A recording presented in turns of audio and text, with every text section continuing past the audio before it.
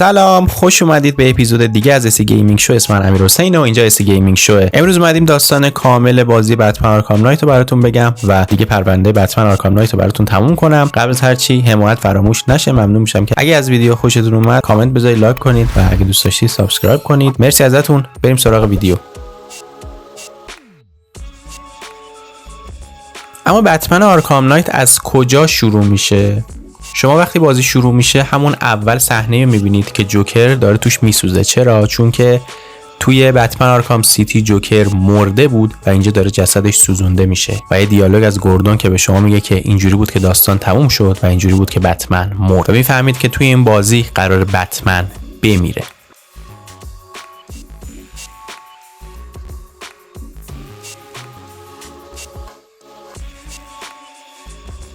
گوردون اول بازی راوی داستانه و میگه 9 ماه پس از اینکه جوکر مرد جنایات و جرم و اینا کاملا تو شهر کاهش یافت. یعنی اصلا انگار که خبر خاصی نبود، شهر آروم بود. اما من میدونستم که این تازه یه جرقه‌ایه برای یک اتفاق بزرگ.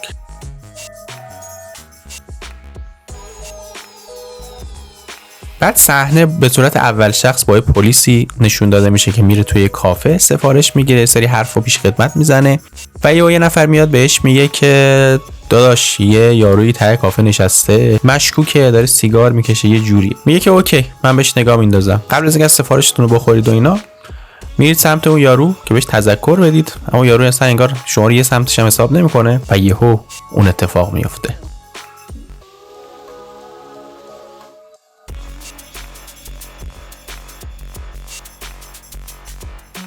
همه افراد کافه به جون هم میافتن. چرا؟ چون که سم اسکرپرو توی همه‌شون نفوذ کرده و رسانه‌ها همه این خبر رو پوشش میدن و مردم واقعا ترسیدن. بلافاصله بعدش انگار که یه حمله تروریستی شده باشه، اسکرپرو مسئولیت این حمله رو به عهده میگیره و میگه این تازه شروعشه.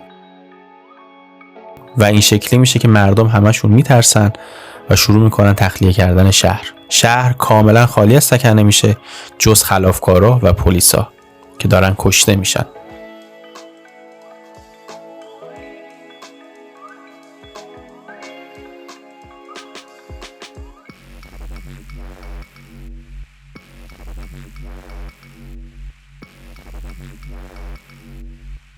اینجاست که بتمن وارد میشه.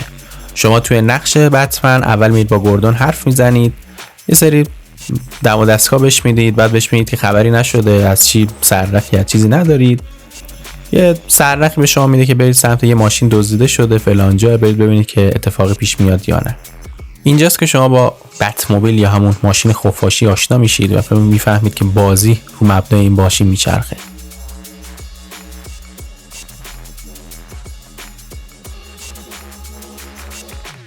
با توجه به سرنخ‌ها و اعترافی که از یه بدبختی میگید که میزنید پارش میکنید، میفهمید که اسکرپرو یه سیف هاوس داشته توی محله چایناتون چینیا و میرید اونجا افرادشو کتک میزنید که پویزن آیوی اونجاست.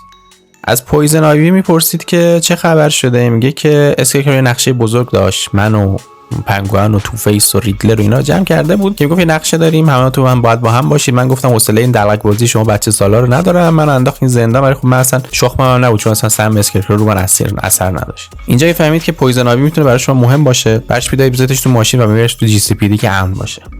توی ادامه داستان میفهمید که اسکرپرو توی جایی توی شهر به اسم ایس کمیکال، جایی که قبلا گوردون توش پلیس فرستاده بوده ولی اونجا ظاهرا داره روی مواد شیمیایی کار میکنه. به گوردون میگه بابا من اینا رو فرستادم. میگه نه الان دیگه اون افراد چرا اصلا زنده نباشن. اونجاست که شما گوردون رو خبر میکنید. گوردون با پلیسا میاد اونجا روی پول و بله اونجاست که با آرکام نایت آشنا میشید و میفهمید که بله این آدم یه ارتش کامل با اسلحه فراوون جمع کرده و دقیقاً افراد گوردون اونجا زندانی کرده. میرید اونجا میبینید که یه سری افراد کشته شدن، یه سری زنده است. تو همونجا اولین برخورد با آرکام نایت دارید و میفهمید که آرکام نایت همه چی در رابطه با شما میدونه. زرهتون چیه، نقاط ضعف و قوتش چیه، یا که اصلا کامل شما رو میشناسه. و اونجاست که شک میکنید این کیه و وقتی بار میگه آقا این کیه، هیچ چیز خاصی ازش پیدا نمیکنه. میگه که نمیتونیم اطلاعی ازش نداریم، نمیدانم. میرید بعد کلی مبارزه با آرکام نایت اسکرپرو رو اونجا گیر میارید،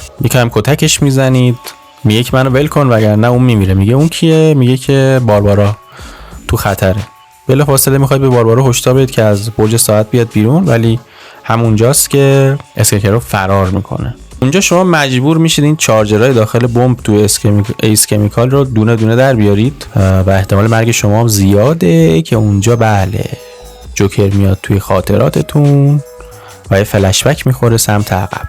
میرید توی نقش گوردون میره تو منطقه سینمایی، مثل شهرک سینمایی خودمون، میره اونجا میبینه 5 تا سلوله، یکیش خالیه، 4 تاش یه سری آدمن. تو سلول چهارم یکی مثل هنری که شبیه اونا نیست، اونا انگار شبیه جوکرن. هنری میگه تو رو خدا من از اونجا بیار بیرون. بتمن خودش میاد به شما میگه که یادت جوکر قبل مرگش خون خودش رو تو درمونگاه پخش کرد؟ گوردون میگه آره، ولی ما اون قضیه رو که جمعش کردیم. میگه نه دیگه، ما به چخ رفتیم، 5 نفر مبتلا شدن به اون خونش. و گوردون برگاش میریزه میگه ولی اون هنری که علائم نداره. میگه خب همین دیگه. بتمن میگه که اون کلید داستانمونه، با وسیله اون میتونیم پادزهر رو اختراع کنیم. گوردون میگه خب نفر پنجم کیه؟ نفر پنجم که شما میدونید از داستان قبلی که بتمن هم مبتلا شده بود به خون جوکر و ظاهرا با علائمی که داره خوب نشده بتمن، و همین که جوکر داره میاد تو خاطراتش، یعنی بتمن هم داره دیوانه میشه. و بتمن میگه آره به زودی اون نفر پنجم میذاریمش تو سلول.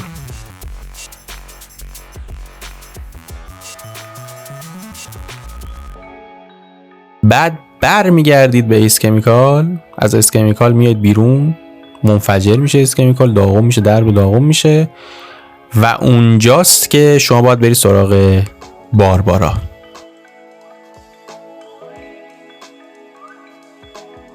به گوردون میگید که آقا باربارا رو دزدیدن. گوردون میگه من که بهش گفتم که شهر تخلیه شد تا هم برو جای سیف، ولی خب اول بهش نمیگید که من با باربارا کار میکردم. گوردون میبره تو برج ساعت، بهش میگه آره من با باربارا کار میکردم. گوردون شاکی میشه، میزنه شما رو لط و پار میکنه و میگه از خانواده من فاصله بگیر و برو گم شو. شما با تو برج ساعت رد آرکام نایت رو میگیرید، ماشینش پیدا میکنید، یه سری رد و اینا میگید که بفهمید که باربارا کجاست و دنبال سرنخ میگردید. شما پس تلاش‌های متعدد یه مبارزه کوچیک هم با آرکام نایت دارید، اون فرار میکنه، ولی خب کلا همیشه شما رو زمینگیر میکنه. چرا؟ چون همه کلکای شما رو میدونه دیگه. بعد میفهمید که آقا اسلحه های آرکام نایت رو پنگوئن فراهم کرده. با نایت فیک میری سراغ پنگوئن، دخلشو میارید.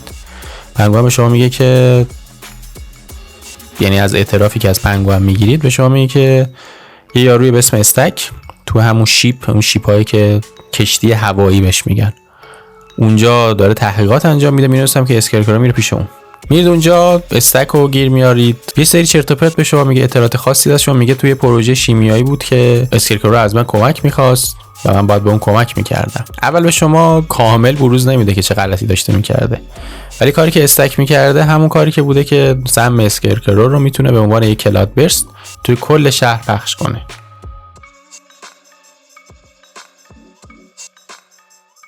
اونجا شما باز اسکرکرو رو میبینید، باش درگیر میشید. باز دوباره جوکر میاد تو ذهن شما، بتمن به شدت قاطی میکنه، طوری که افراد اسکرکرو رو در حد مرگ میزنه.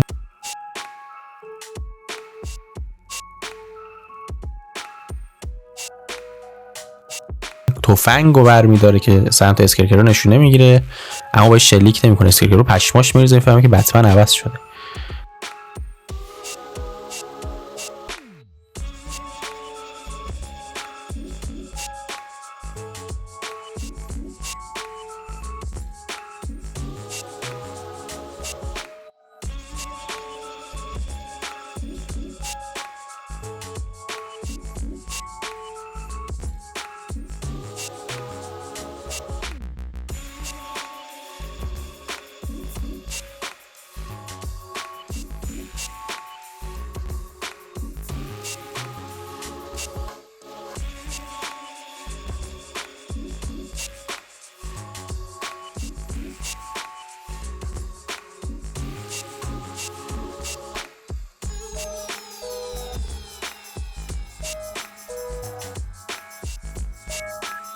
تو همین حال که ذهن بتمن درگیر جوکره، اسکرکرو فرار میکنه و آرکام نایت هم اونجا به شما یه دونه آر پی جی پرت میکنه، شما جا خالی میدید. بعدش باید برید سراغ باربارا.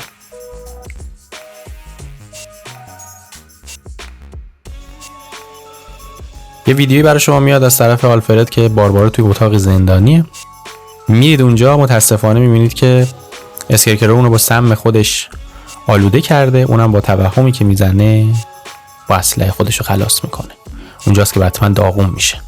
شما میگید اینطوری نمیشه. تنها چیزی که به فکرتون میرسه اینه که آیوی که مقابل سم اسکرکرو ایمن بود یهو همونجا به ذهنتون میرسه که برید سراغش. میرید سراغ آیوی، متقاعدش میکنید، میگه آقا اگه کمک من نکنید تمام گیاهای داخل شهر میمیرن. اونم فاز محیط زیستی به خودش میگیره و میگه باشه کمکت. میره اونجا یه درخت قدیمی تو گاتام پیدا میکنید، میگه که این درخت اگه بتونی ریشه هاشو پیدا کنی، ریشه هاشو تقویت کنی، من میتونم اینو دوباره از زمین درارم و کمکت کنم. با بت موبیلتون و کمک لوشس فاکس، چیزی که براتون میفرسته و آپگرید میکنید، درخت رو تقویت میکنید و اون درخت از زمین در میاد و آیوی میره داخلش که اون درخت رو تقویت کنه.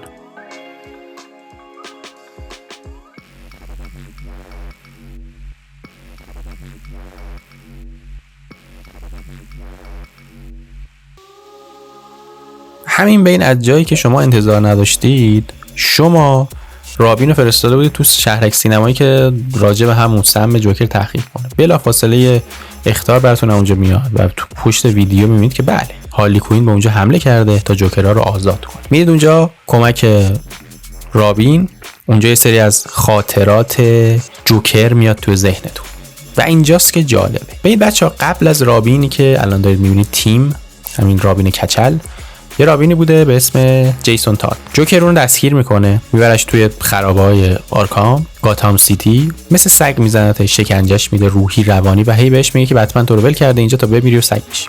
در نهایت یه ویدیو برای بتمن میفرسته که جیسون رو میکشه و این خاطرات یادتون میاد و بی ربط هم با قضیه آرکام نایت نیستش.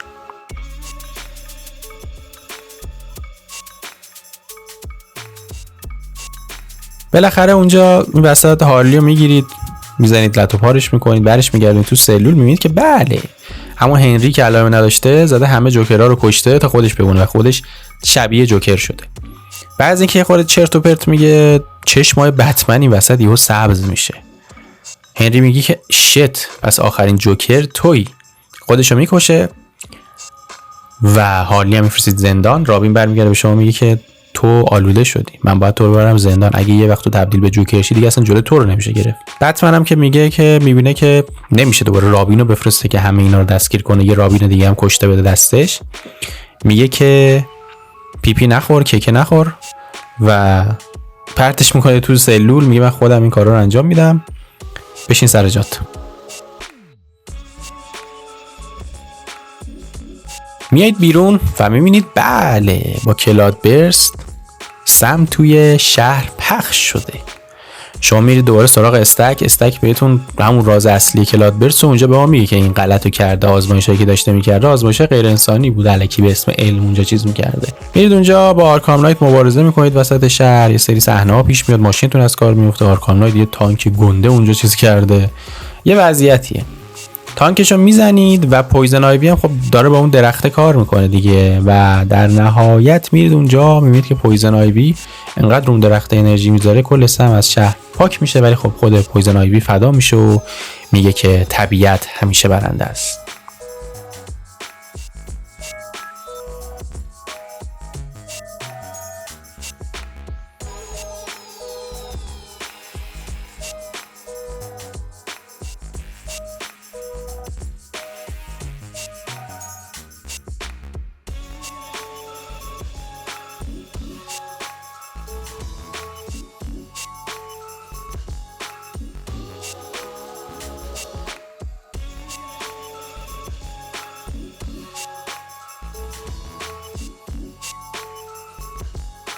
الان که دیگه سم از کل شهر پاک شده و اسکرکرو تبدیل به دک شده، وقتشه که برید سراغ آرکام نایت.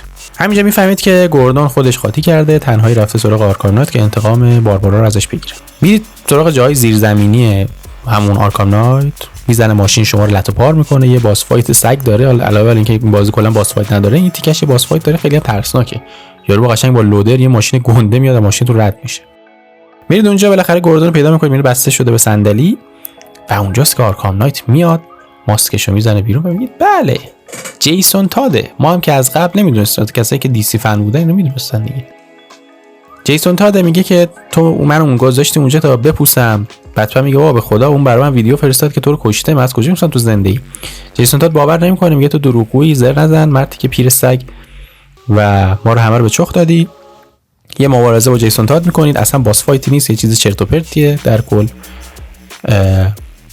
اونجا جیسون تاد خب ماسکش رو برمی‌داره، یه ماسک دیگه میذاره شبیه رد هود میشه و بعدش دوباره که جیسون رو میزنید بهش سمتش دست دراز میکنه، میگه هنوزم دیر نشده جیسون، بیا با هم کار کنیم تا شهر رو نجات بدیم. جیسون یه خورده دلش به رحم میاد ولی خب فرار میکنه، دوباره میره.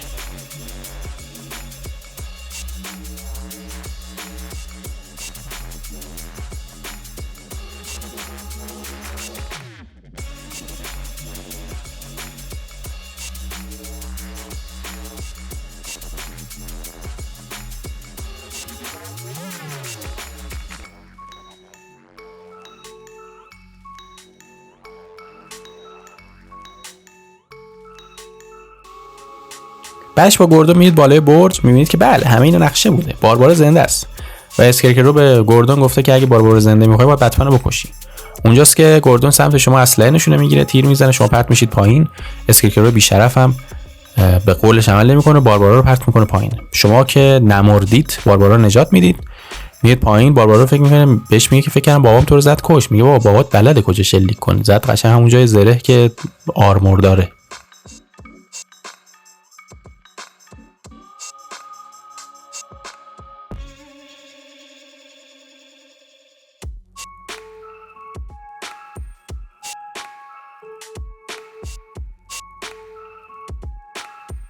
تهش خب گوردون رو میگیره اسکرکرو دیگه و برمیگردید دوباره شهرک سینما، میبینید که بله رابین و اسکرکرو برده، یعنی همه اینا رو اسکرکرو برده. اسکرکرو یه پیام به شما میده، میگه که دیگه ببین این آخر داستانه، میگه دیگه تموم شد. میای یه جا اسلحات تحویل میدی، کمربند و هر چی شروور داری و سوار ماشین میشی، میای جایی که من میخوام و اونجا باید ماسکتو بدی بالا، به همه نشون بدی که تو کی هستی، من میخوام شکسته شدن تو ببینم. میرید اونجا، شما رو به صندلی میبنده و به گوردون میگه که ماسکشو بردار. اونجا رابین هم کتک زده اونجا گرفتش. گوردون اول قبول نمیکنه، یه تیر میزنه به بازو رابین. بتمن میگه وا ماسکو بردار، من شخمم نیست. میره جلو ماسکو برمی‌داره، جلو تمام دوربین که زنده است داره لایو پخش میشه، همه میبینن که بروس وینه. شما بتمن پشمای همه میریزه که یه آدم پولدار خوشگذرون که ظاهر این شکلی بوده بتمنه. بعد اسکرکرو میگه خب این کافی نیست، من میخوام شکسته شدن تو ببینم. سم بهش تزریق میکنه. اینجا حقیقتا میره تو توهمات بتمن و بسیار زیبا ساخته شده که شما رو میذاره در نقش جوکر، جوکری که دیگه همه فراموشش کردن. شما توی ذهنتون جوکر رو شکست میدید و داغونش میکنید و از اون توهم میاد بیرون و انگار که مثلا تو این بیماریه که جوکر گرفتار شده بودید پیروز میشی. جوکر برای همیشه تو ذهنتون فراموش میشه.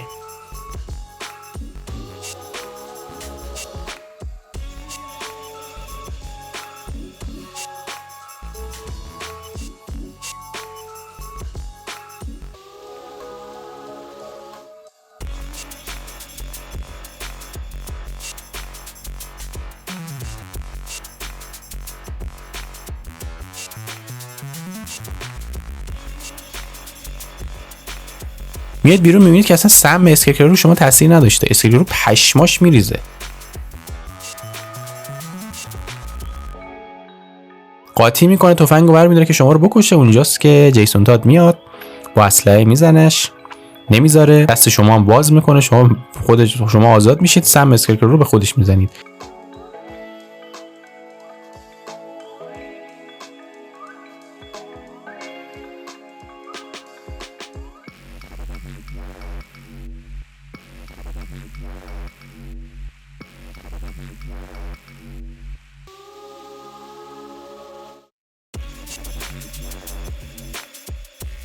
اسکرکرو قاطی میکنه کلا، بتمن رو مثل یه شبح میبینه. تهش هم گوردون با مش میزنه و میندازش زمین.